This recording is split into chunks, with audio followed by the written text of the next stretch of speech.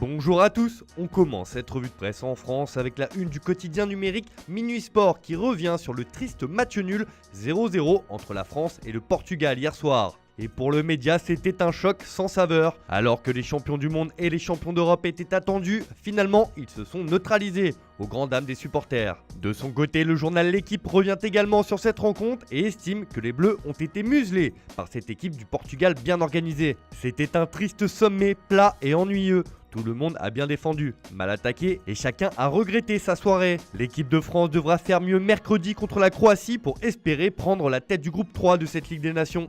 Au Portugal aussi, cette rencontre laisse des regrets. Le quotidien sportif O Jogo estime qu'il ne manquait que Eder, le bourreau des Bleus lors de la finale de l'Euro 2016. Sinon, l'équipe de Fernando Santos a été à la hauteur de ce choc, mais il ne manquait qu'un but mérité, écrit le Canard. De son côté, Record met en avant l'invincibilité de la Seleção das Quinas dans la capitale française. Paris est à nous, s'enflamme la publication. Pour le Correo da Manhã, c'était l'égalité des champions.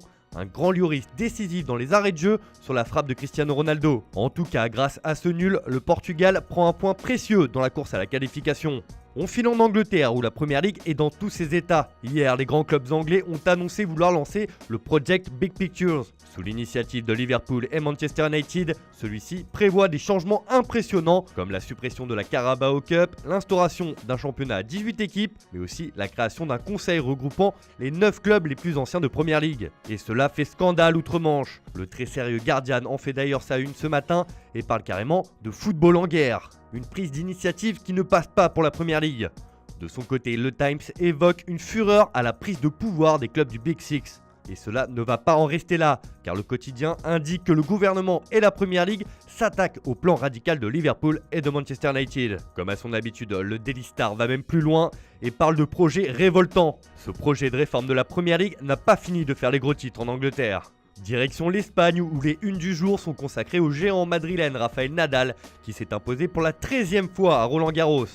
Il faut donc aller dans les pages intérieures du journal AS pour retrouver une information mercato qui concerne le Real Madrid. Depuis de longs mois, la Casablanca a coché le nom d'Eduardo Camavinga pour l'été prochain.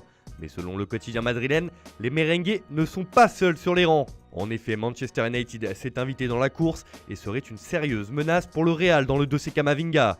Les Red Devils ont mis en place les mécanismes pour signer le milieu de terrain en prévision du départ de Paul Pogba l'été prochain. Cela annonce une lutte acharnée pour la signature du Rennais lors du prochain mercato estival. De son côté, le quotidien Super Deporté revient sur la crise qui secoue Valence ces dernières semaines. La crise économique et sociale du club tiers déclenche des rumeurs sur l'avenir de Meriton, l'entreprise du propriétaire à Valence. C'est sans doute le pire moment de Peter Lim à la tête du club, écrit le journal local. On prend la direction de l'Italie où la Nationale jouait également hier dans le cadre de la Ligue des Nations. Et l'équipe de Roberto Mancini n'a pu faire mieux qu'un match nul face à la Pologne 0-0. Pour le Corriere dello Sport, c'est l'Italie qu'on aime. Les Azzurri se battent, amusent et conservent leur première place, juge la publication transalpine. Le sélectionneur, lui, met en avant le retour des supporters dans le stade. C'était beau de jouer avec du public, a-t-il souligné après la rencontre. Pour la Gazzetta dello Sport, c'était une belle Italie, mais qui ne mord pas. Il faudra confirmer ces belles impressions mercredi contre les Pays-Bas. Enfin, on termine ce tour de la presse de l'autre côté des Alpes, justement, avec l'actualité de la Juventus. Et ce matin, c'est Andrea Pirlo qui fait la une de Tuttosport. L'ancien milieu de terrain fourmille d'idées pour améliorer la vieille dame. Le coach a déjà étudié 2 équipes pour jouer 7 matchs en 23 jours. La conversion de Bernardeschi dans un rôle à la Zambrotta se poursuit, rapporte le quotidien. Andrea Pirlo est en train de poser sa patte à Turin et cela plaît visiblement. La presse locale espère maintenant que les résultats lui donneront raison. Voilà, c'est tout pour aujourd'hui. Bonne journée à tous. On se retrouve dès demain pour une nouvelle vidéo sur Foot Mercato.